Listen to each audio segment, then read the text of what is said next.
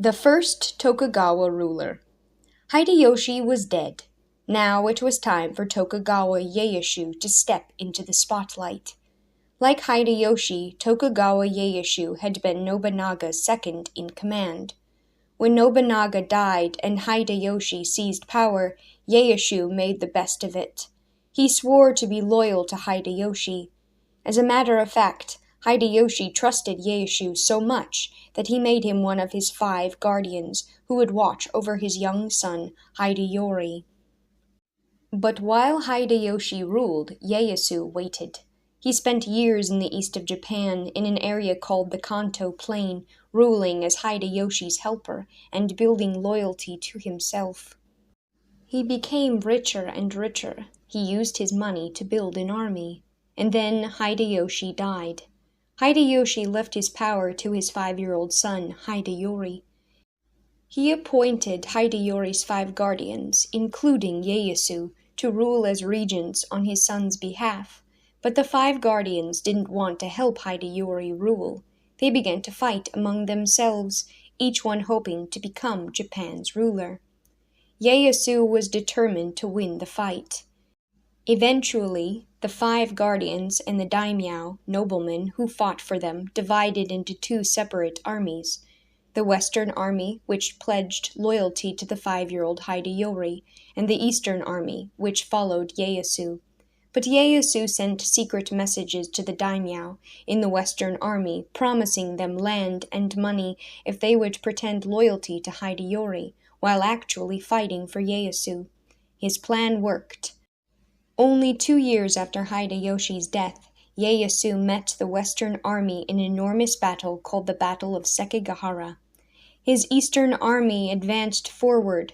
Suddenly, the daimyo of the Western Army refused to fight against Ieyasu's Eastern Army. Some of these treacherous daimyo even turned and attacked their own samurai.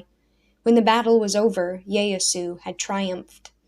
3 years later, Ieyasu took the title of shogun, or military ruler of Japan. His patience had paid off. Soon his people were saying of him, "Ieyasu's motto is, 'If the cuckoo doesn't sing, I'll wait until he does.'" Ieyasu moved the capital of Japan to the city of Edo, where a strong castle fortress already stood. He made his castle stronger so that he could defend himself against any uprising. Today we call the city of Edo Tokyo. Now Ieyasu had power and his own capital city, but he had a greater goal, to establish his family as the rightful shoguns of Japan.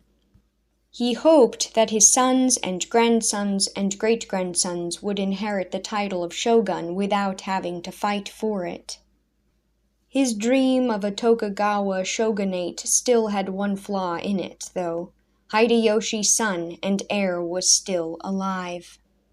After Ieyasu's victory at Sekigahara, Hideyori and the daimyo, still loyal to him, fled to a fortress in another Japanese city called Osaka. For 15 years, Hideyori stayed in this castle. He grew up, he got married, and had a son. All the time he remained in Osaka, afraid of the man his father had trusted. Ieyasu wasn't ready to make a final attack on Hideyori. Instead, Ieyasu continued to build his own family's power. He gave the title shogun to his son, and together they planned ways of keeping the daimyo loyal. They ordered that every daimyo must destroy each castle in his territory except for the one where he actually lived. That way, no daimyo could build up a secret army in a hidden fortress. Ieyasu and his son forced the daimyo to swear oaths of loyalty to the Tokugawa family, and they made every daimyo bring his family to live in Edo, the Tokugawa capital. Any daimyo who might consider rebellion would remember that his wife and children were living in the shogun city and could be held as hostages. Ieyasu didn't forget the samurai either. Japan was filled with samurai warriors, several 100,000, who had fought for their daimyo during Japan's civil wars. All these armed and skillful fighters would be a threat to Tokugawa rule. So Ieyasu and his son gave the samurai new jobs. They were appointed to be tax collectors, bookkeepers, and policemen.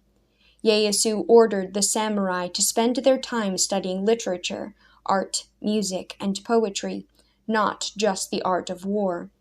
And he encouraged them to wrestle rather than to fight with swords.